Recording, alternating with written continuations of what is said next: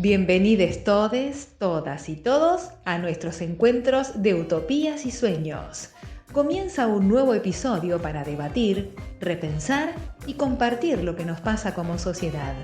Hablemoslo.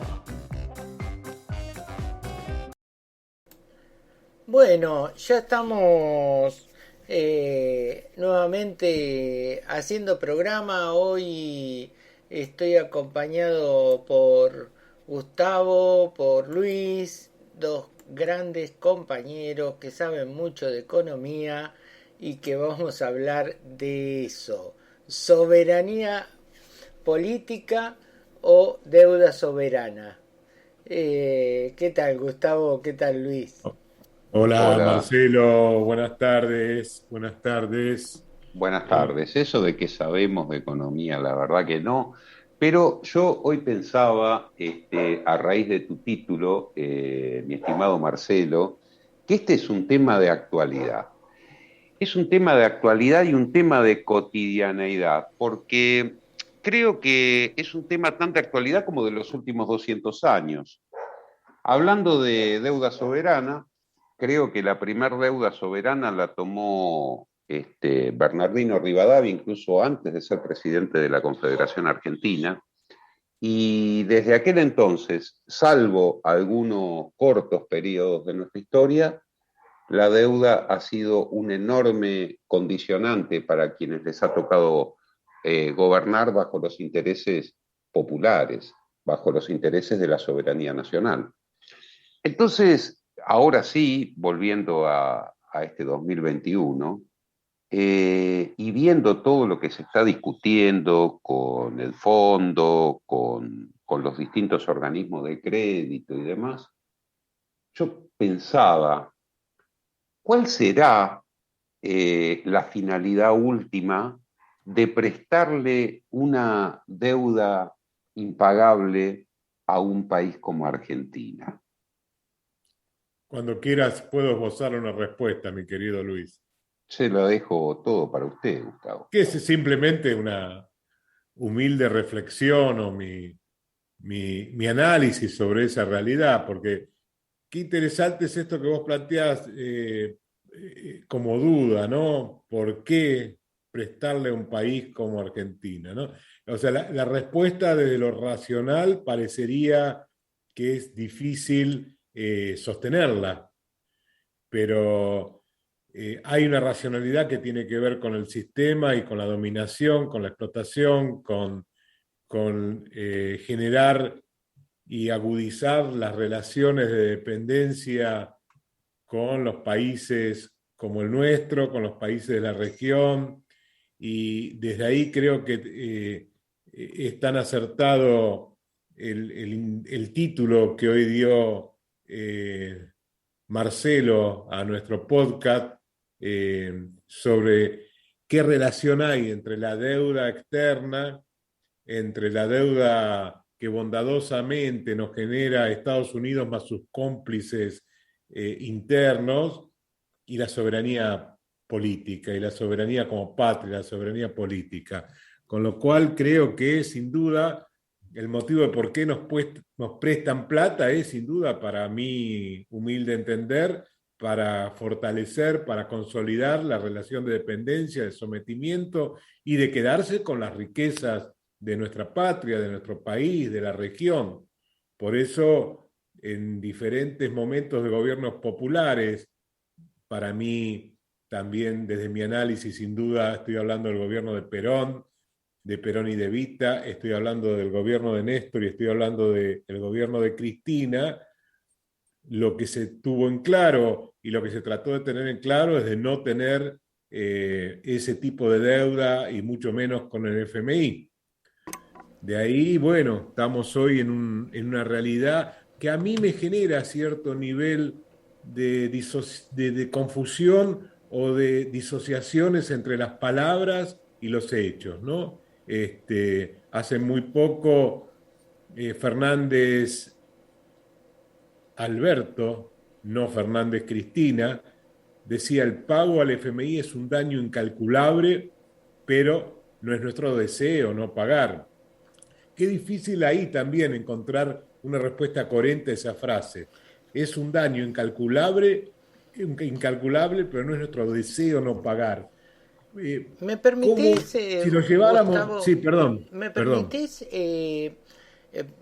hacer a ver si puedo esbozar antes de meternos más en el tema político de la deuda? eh, yo vi un video hace mucho tiempo que fue iluminador para mí. ¿Viste cuando decís, ah, me cayó la ficha, ¿no? Dicen los más jóvenes. O sea, entendí todo. ¿Cómo, cómo nace esto y por qué la política le tiene que decir no a la deuda?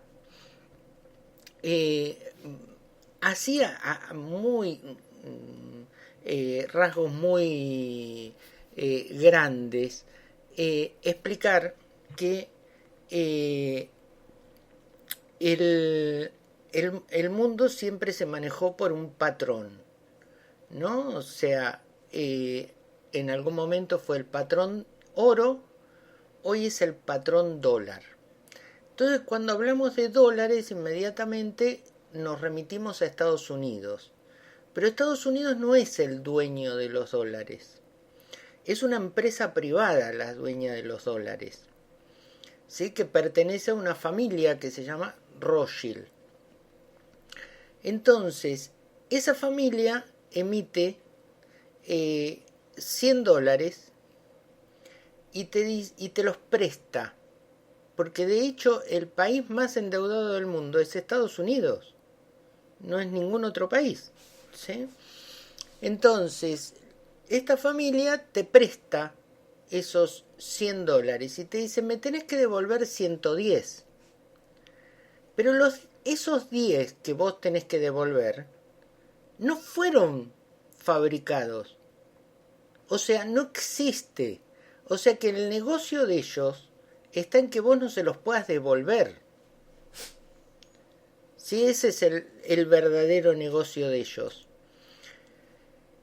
Entonces, lo que yo digo cuando el patrón era el patrón oro, por ejemplo, por decir algo, o el patrón sal, el salario viene de que se pagaba con sal, ¿no? Vos decías, bueno, tengo ese recurso en mi país, y si no lo tengo ese recurso, bueno, lo cambio por ese recurso.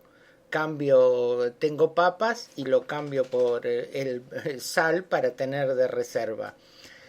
Eh, pero este sistema es completamente distinto, por eso a la deuda hay que decirle que no. ¿Sí? Porque lo que ellos persiguen es que no seas políticamente soberano. Quería explicar eso antes de meternos en profundidad con la política para que nada, los que menos saben de economía, así como yo, lo puedan entender fácilmente. ¿Por qué sí, es una trampa la yo creo deuda? yo creo que es muy interesante tu planteo, Marcelo. Y todo tu planteo, sin duda, que es interesante en cuanto concretamente hablar sobre quién son los dueños de los dólares, articulados, por supuesto, con el imperialismo, con los gobiernos y la estrategia imperialista y de dominación de las grandes potencias a los países como los nuestros, pero todo lo que vos desarrollaste está súper atravesado por lo político, porque en definitiva lo que contaste como realidad objetiva y por otro lado en tu análisis del para qué lo hacen sabiendo que no lo pueden devolver en dólares, porque nosotros no fabricamos dólares, sino que ahí se va articulando y es claramente una cuestión política, el por qué también tratar de entender por qué cuando hay, bueno, en este caso, una deuda fenomenal creada y robada por los sectores que representa Macri, después es sinónimo de ajuste internamente en nuestro país y el ajuste que se va dando. Con lo cual creo que desde ahí a mí me cuesta terminar de comprender la distancia entre el discurso y la realidad. Por eso digo, también articulado con lo que vos decís, y creo que refuerza la idea de deuda como sinónimo de sometimiento y de entrega de las riquezas de nuestro país. Por eso Perón claramente hablaba en contra de la posibilidad de tener empréstitos, de endeudarse. Pero digo, la parte que a mí me sigue de alguna manera generando, ¿cómo puedo decirlo? Para que no quede, digamos, que estoy contraponiéndome al apoyo del Frente de Todos, pero a mí me hace ruido entender simplemente, por ejemplo, esa frase que dice Fernández Alberto, de que esa deuda es sin duda, es un daño incalculable, pero no es nuestro deseo no pagar. Entonces ahí, desde mi pequeño rol de psicología social y tratar de entender desde la comunicación manifiesta qué pasa entre la estructura, entre la representación de la realidad, la estructura psíquica y lo que se manifiesta frente a respuestas a exigencias adaptativas. Si yo soy consciente de algo que va a generar un daño incalculable, es muy incoherente decir, pero deseo pagarlo. Pagar la deuda es un daño incalculable, pero no es nuestro deseo no pagar. Con lo cual está para mí eso en el borde, si esto fuera muy sincero en esa expresión, Fernández Alberto, sería sin duda casi estar en el borde de la esquizofrenia. Por otro lado, Fernández Cristina, en lugar de decir algo para mí tan incoherente como lo que dice Alberto, pero bueno, claramente por ahí lo dice por algún problema no demasiado claro de concepción. Cristina lo que sí nos dice es que no podemos pagar la deuda porque no tenemos la plata. Y Cristina agrega, si de los partidos políticos no somos capaces de articular un acuerdo mínimo frente a cuestiones estructurales, como es el endeudamiento externo y la economía bimonetaria, va a ser muy difícil gobernar la Argentina, si no imposible tal vez. Con los plazos y las tasas que se pretenden, no solamente es inaceptable, es un problema de que no podemos pagar porque no tenemos la plata. Dicho esto, y con esto cierro mi pequeña reflexión, hace algunas horas la Argentina pagó una cantidad muy, muy importante de intereses de esa deuda mala vida entre digamos, la complicidad de Estados Unidos, el Fondo Monetario Internacional y quizás, como decís, quienes fabrican los dólares y el gobierno argentino. En una contingencia, en una realidad, en un contexto donde sabemos que algo hay que hacer frente al 50% de la pobreza, o yo digo que es mucho más que eso. Con lo cual digo, bueno, esto es lo que me genera una situación en mi análisis. Este análisis que hago me genera a mí emocionalmente inclusive una situación muy dilemática. Yo, para agregar a esto que ustedes traen, Gustavo y Marcelo, quisiera profundizar un poco más en dos ejes. El primero es, ¿cuál es el motivo del endeudamiento? O sea, si uno analiza la historia de la deuda externa argentina, uno ve que jamás, y sobre todo durante el gobierno de Macri, durante los gobiernos militares, jamás esa deuda se tomó para favor del pueblo. Es decir, jamás se tomó para mejorar la infraestructura, para mejorar el buen vivir de la gente, para multiplicar los puestos de trabajo, para sofisticar los medios de producción e integrarse al mundo. No. Esa deuda, y tenemos el claro ejemplo, yo comenzaba hablando de Rivadavia y el empréstito Baring, que se terminó pagando, se tomó en 1823, lo estoy diciendo de memoria, y se terminó pagando en 1880, que originalmente fue por 1 millón de libras esterlinas, de los cuales el país recibió, después de las comisiones, descuentos y demás, cerca de 250.000, y se terminó pagando casi 60 años después. Todo esto lo estoy diciendo de memoria, alguien me va a poder corregir seguramente de nuestros oyentes, pero el hecho central al igual que sucede con estos 44.000 millones de dólares de deuda externa que tomó Macri con el Fondo Monetario Internacional, es que absolutamente nada de esto fue a parar para beneficio del pueblo. Porque si no, no tendríamos este 50% o más, muy largo más, agrego yo, de ciudadanas, ciudadanos, compañeras, compañeras, viviendo debajo de la línea de la pobreza. Tendríamos que tener un país que debería tener otro estándar. Entonces, claramente la decisión de endeudamiento es una decisión política y es una decisión disciplinadora sobre el intento de ejercer la soberanía.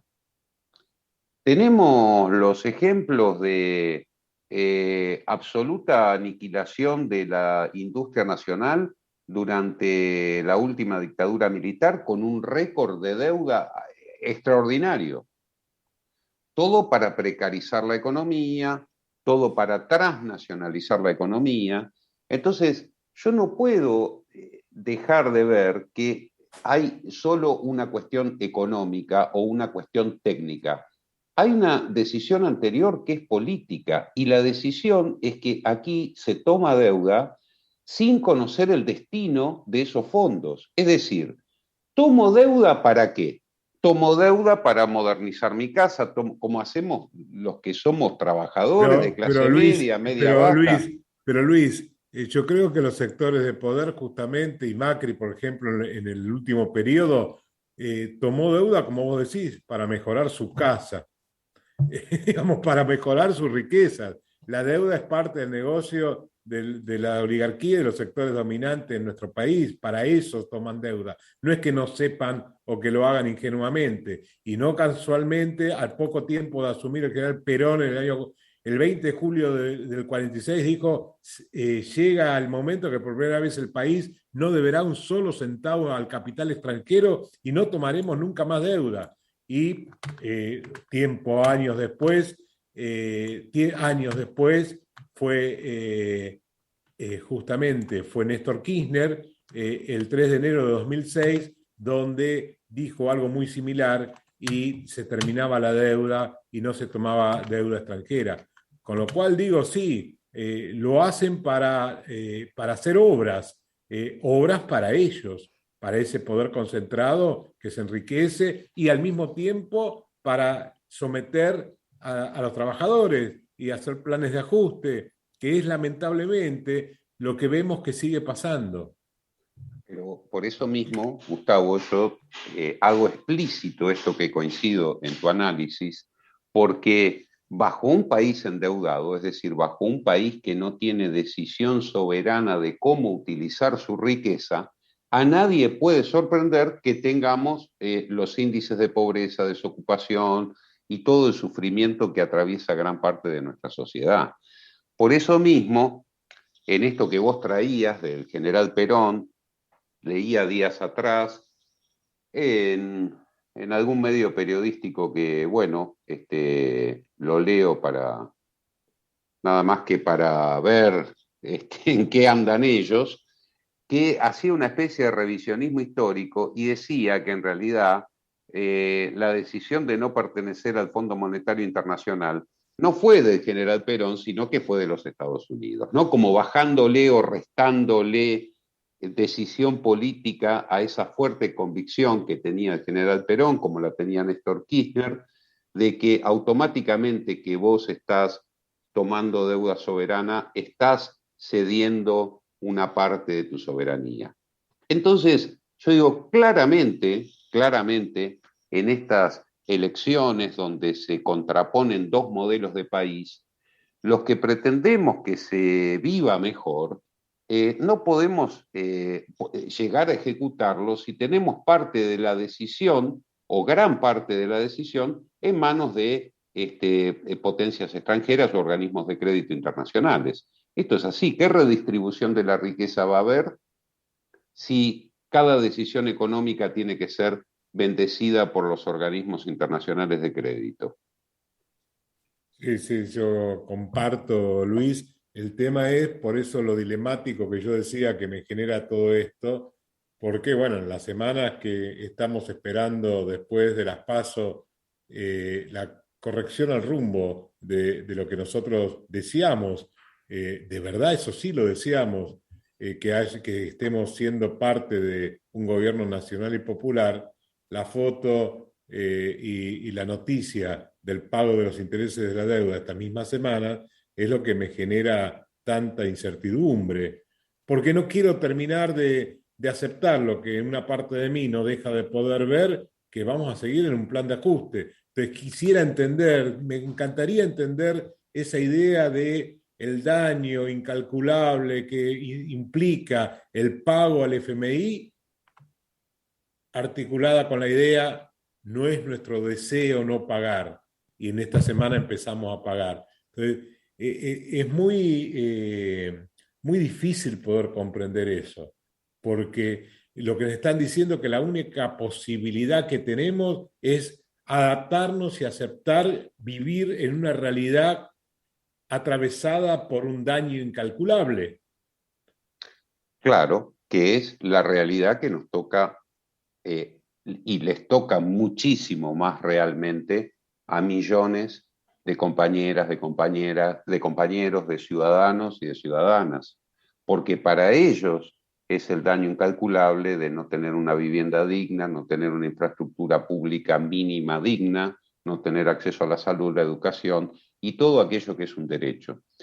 Pero Yo quienes se pensando, chuparon, digo, perdón, perdóname Luis, pero quienes se chuparon los 45.000 millones de dólares, los que se chuparon este último empréstito del FMI, que es el neoliberalismo, ¿qué es lo que representa Macri? Porque yo también estoy un poquito cansado de escuchar que el tema es Macri, y por supuesto que es Macri, pero Macri como representante de un sector de poder que hoy puede ser Macri, mañana Larreta o pasado mañana el Hada Buena. Entonces digo, cuando hablamos del debate de los dos proyectos del país, tenemos que una vez por todas ver en los hechos el camino hacia un proyecto nacional y popular.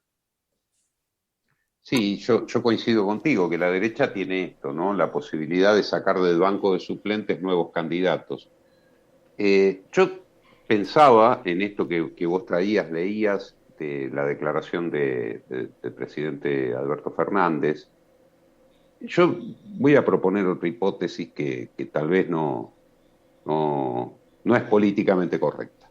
Yo digo, yo entiendo que la deuda se debe honrar, la deuda se debe honrar de alguna manera, no bajo la figura del daño incalculable. Y creo que el gobierno de alguna manera está dando pasos en tratar de alguna manera renegociar con los acreedores y demás, que bueno, se ha trastocado un poco, entiendo yo, ese rumbo producto del resultado de las PASO, como que hay un wait and see, ¿no? Vamos a esperar un poquitito a ver qué pasa. Mi pregunta es si más allá de pagar, no se puede hacer algo más.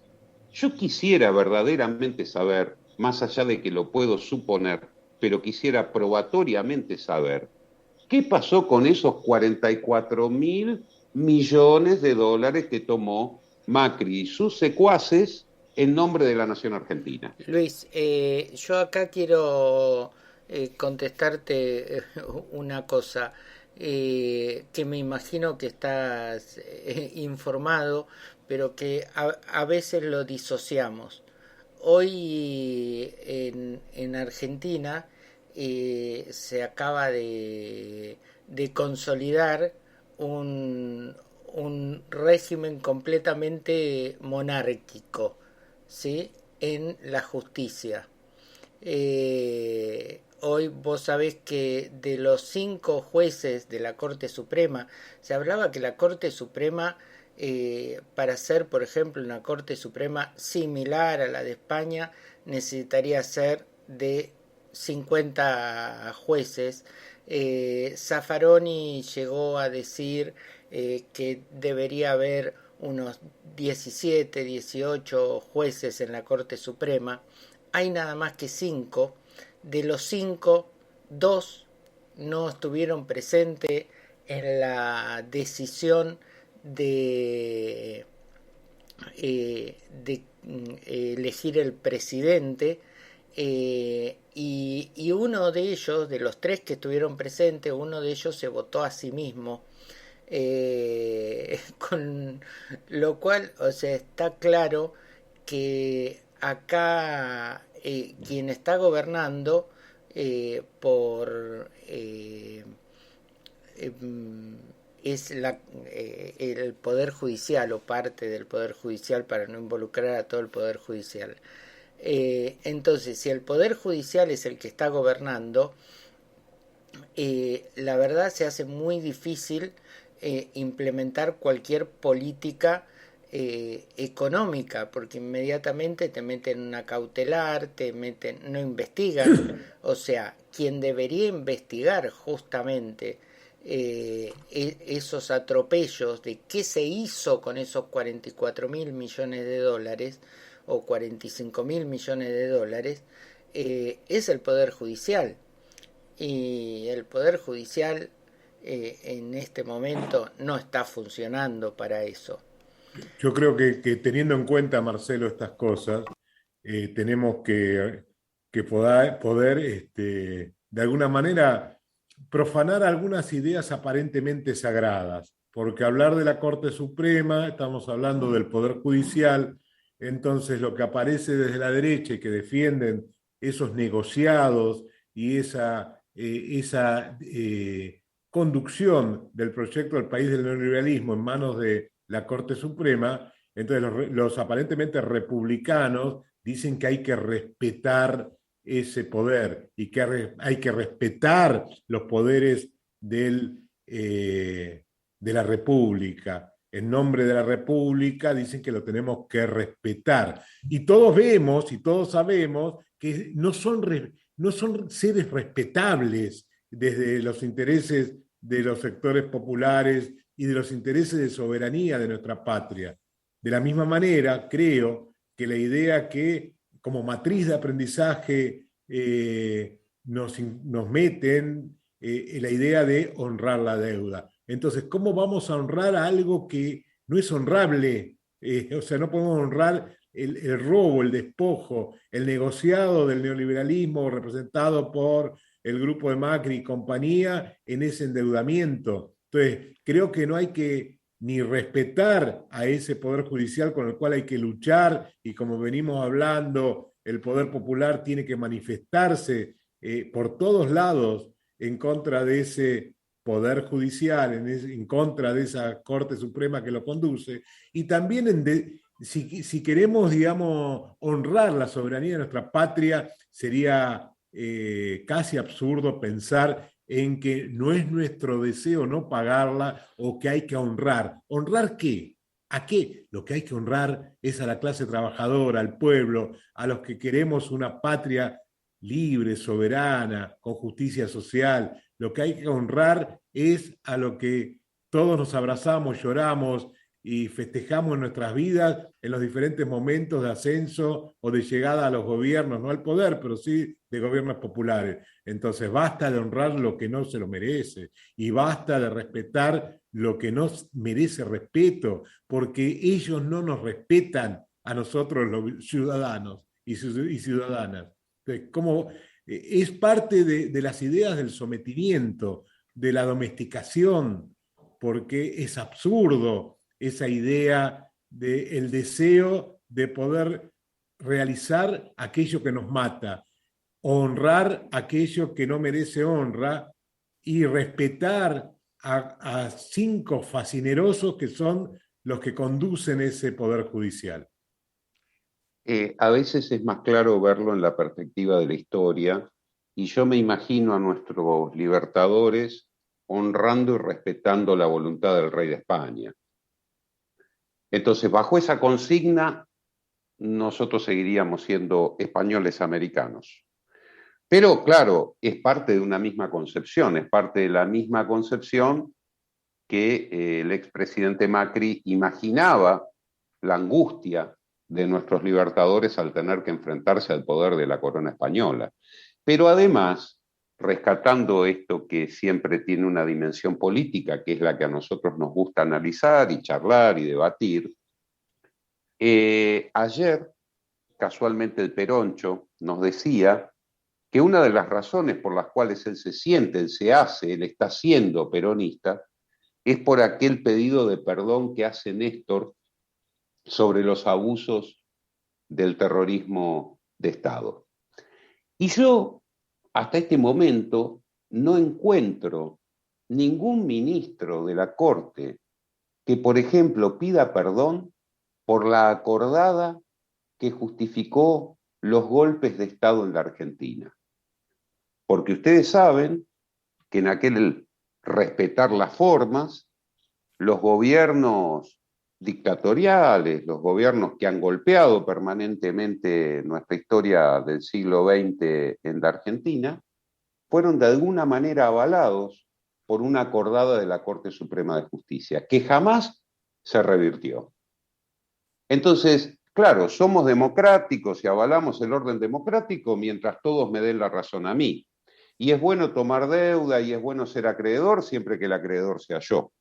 Entonces, realmente este tema que creo que vos traés, Gustavo, y también vos, Marcelo, de no replantearse, no plantearse nada más que pagar por el tema de correlación de fuerzas, por el tema de circunstancias, por el tema de lo políticamente correcto, de lo esperado, es algo que es necesario repensar, pero sobre todo actuar de manera diferente. Sí. Les propongo ir a una pausita musical cortita hoy y volvemos porque ahí queda todavía un cabo suelto por analizar que qué pasaría si no honro la deuda, ¿sí? Porque también hay que tener en cuenta eso, cómo estamos en el mundo por ese imperialismo engrampado en que todo tenga que pasar por Nueva York.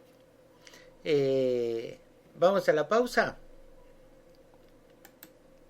Un poco de música para ¿Vale? amenizar la charla. A la vuelta, seguimos debatiendo, repensando y compartiendo de utopías y sueños.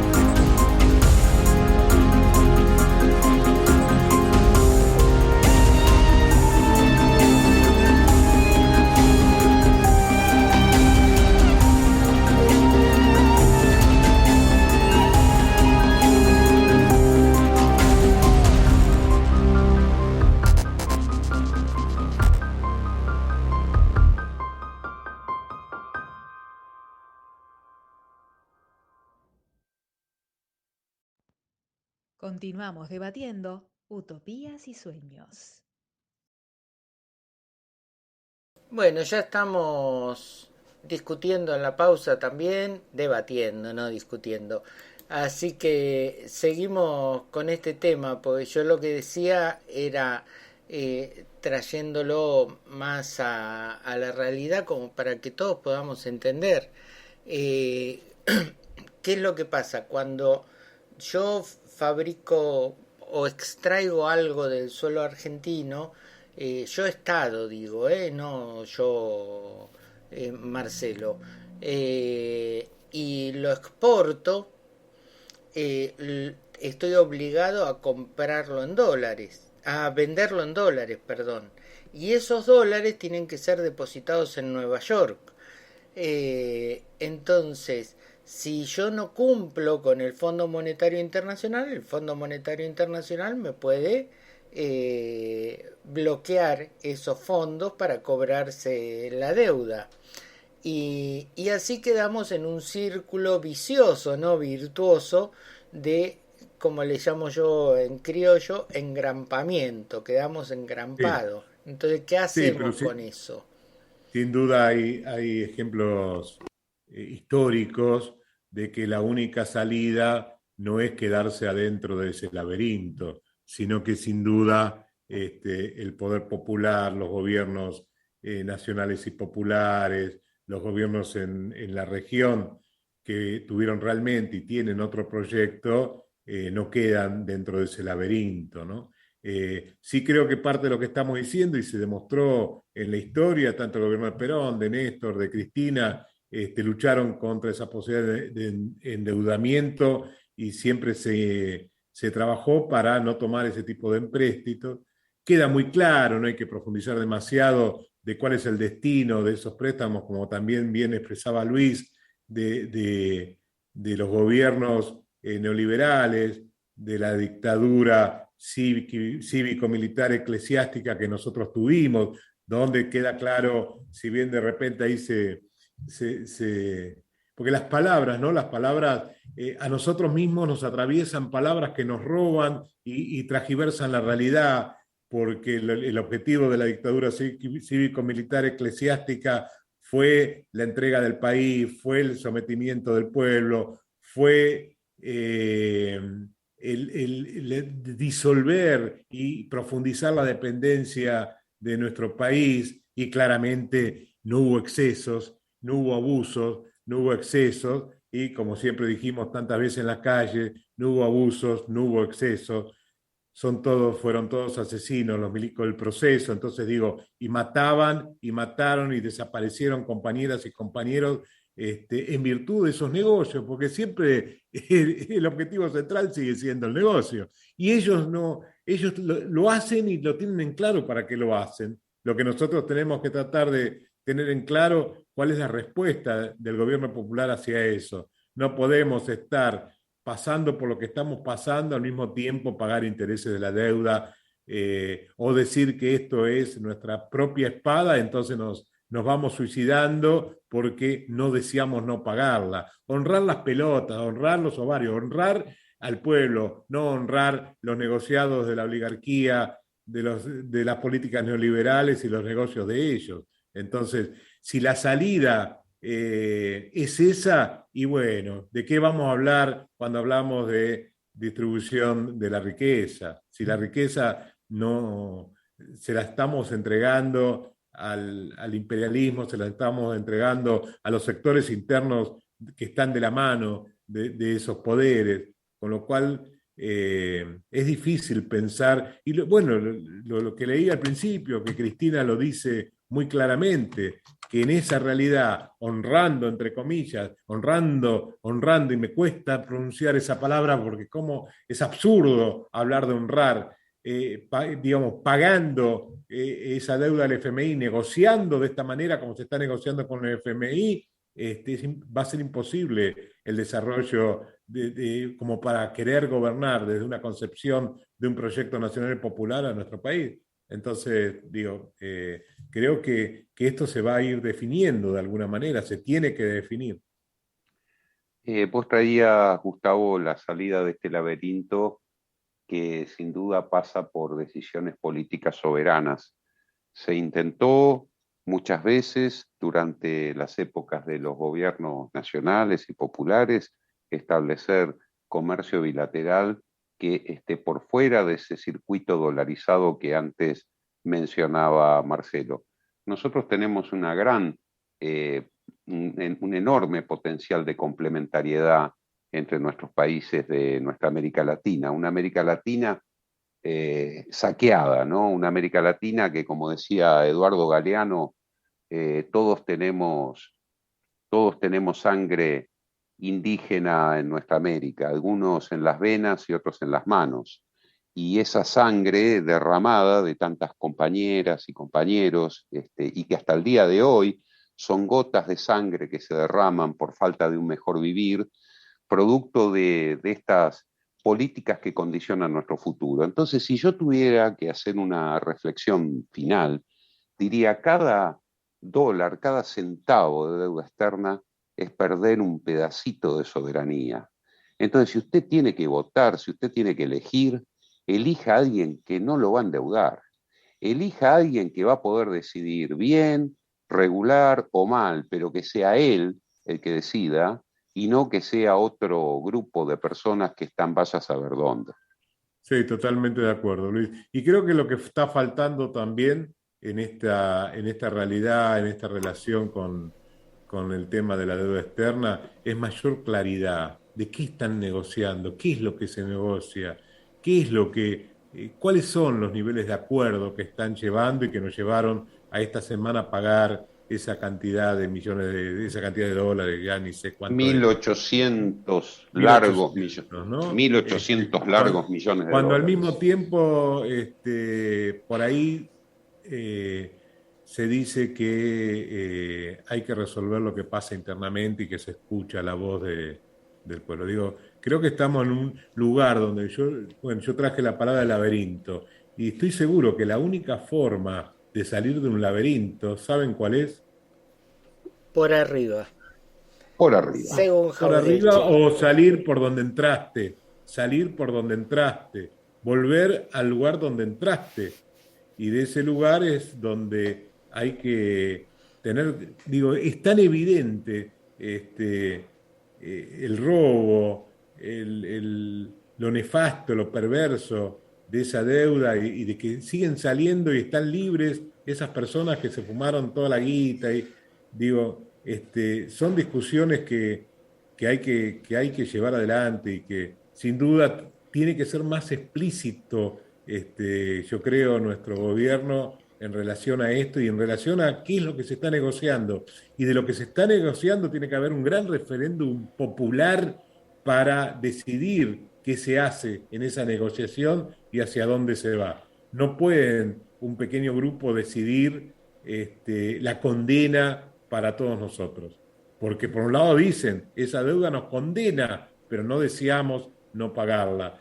Y no jodamos, porque nadie tiene el derecho de decir, mátense y no nos queda otro remedio que honrar lo que hay que honrar, como ya dijo una gran doctora, es honrar la vida, no rompan más.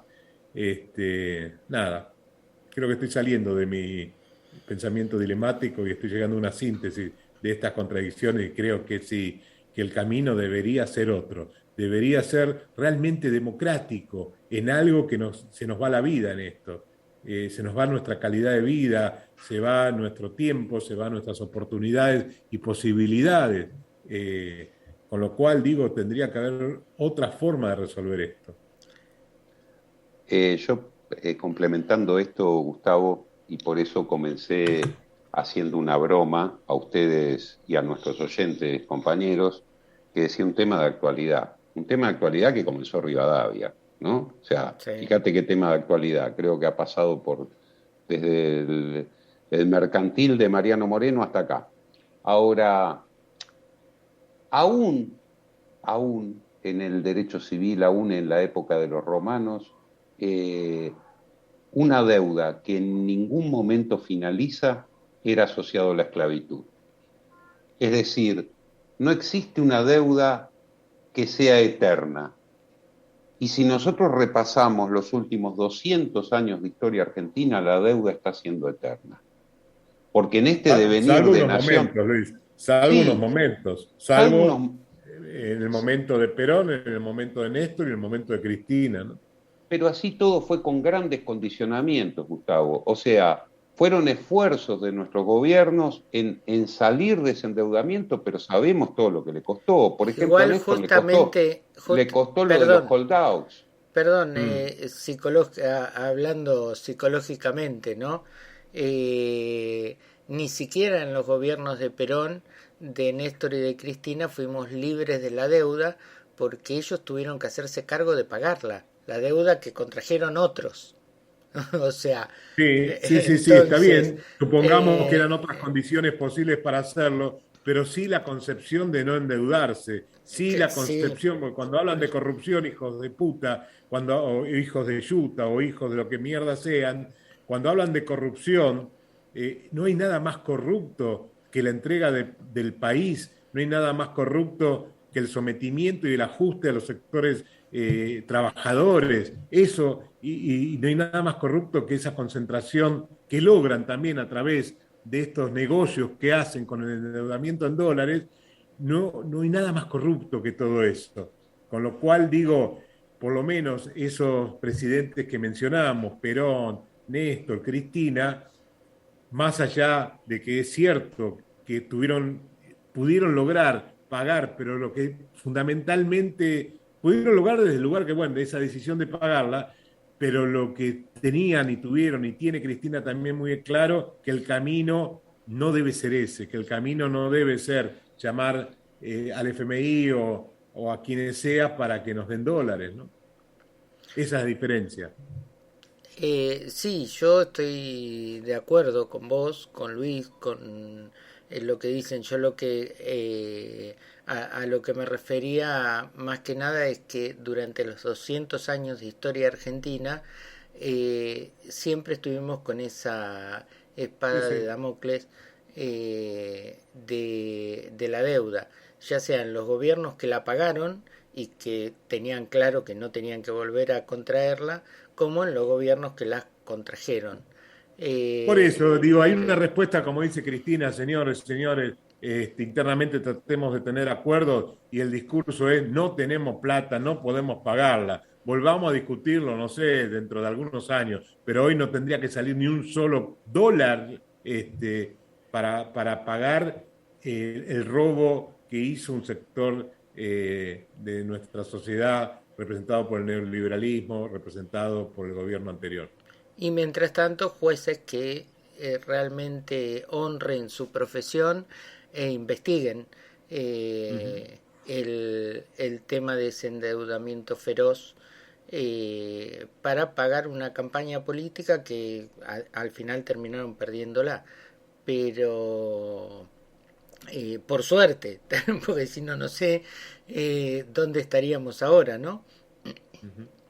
Y bueno, y el otro gran debate y el otro gran paradigma es lo que vos traías, Marcelo, es investigar con una Corte Suprema que es parte de ese negociado de la deuda, que es parte de seguir con el statu quo de dominación y de intereses del 2%, 1,5-2% de la sociedad, de nuestra sociedad. Y creo que no vendría mal por primera vez en la historia, así como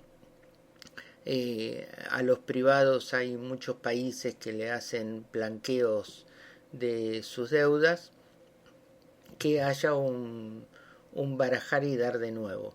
Bueno, ustedes Eh, recordarán, digo, con esto así, una cita que me vino a la escena en este momento, que tuvimos por algunas horas un solo presidente en las últimas décadas que dijo, no vamos a pagar la deuda externa. Y duró en el gobierno y Creo que una digamos, duró semana, ser presidente 48 horas, ¿no? 48 horas, sí. no, 7 días duró, pero sí. 7 días. Pero se paró y cantamos toda la marcha y todos aplaudimos. Qué felicidad en ese momento, era algo Sí, como increíble, era ¿no? como increíble. Un tal Eh, Rodríguez A. pero sí, bueno, después vino Néstor y honró la deuda, pero sin que sea a costa del sacrificio del pueblo. Yo, Eh, yo destierro de hoy para siempre, querido compañero Marcelo y mi queridísimo compañero Luis, la palabra honrar la deuda. yo no lo pronuncio nunca más, porque es una falacia, porque es una mentira, porque seríamos muy estúpidos de honrar algo que no se lo merece. Entonces, de ahora en más, no digo más la deuda. La deuda. Muy bien, muy bien.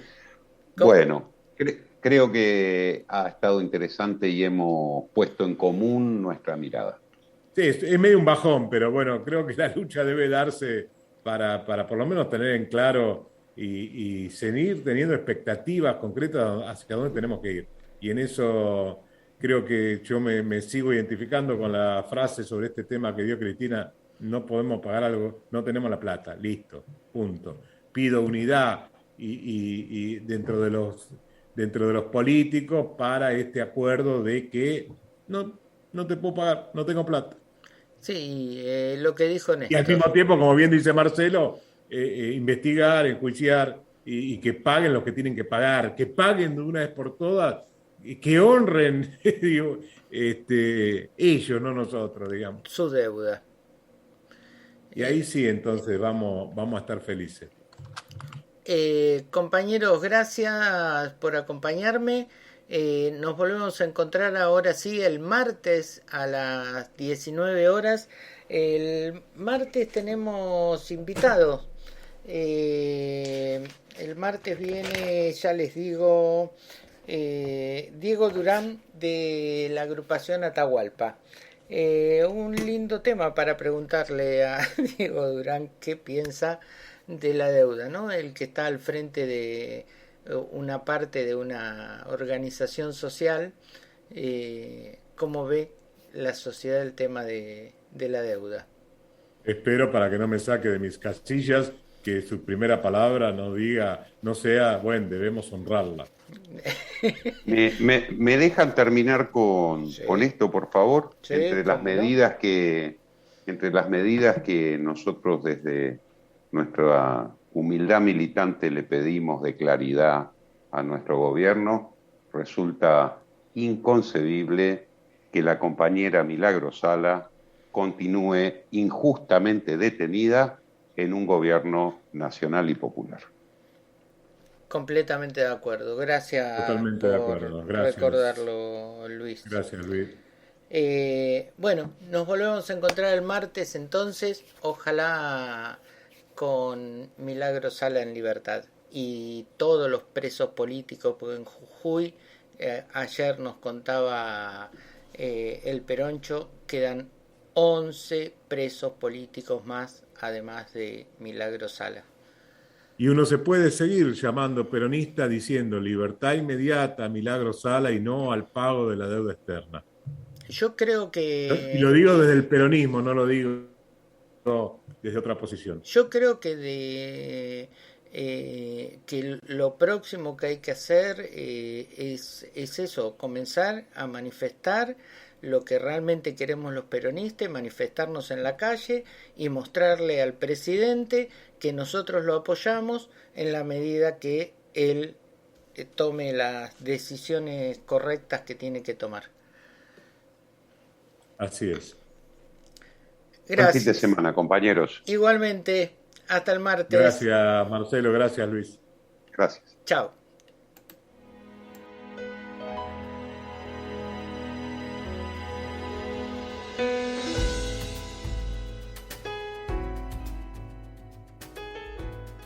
Llegamos al final de este episodio con la esperanza de provocar algún movimiento que permita continuar aprendiendo y construyendo respuestas colectivas.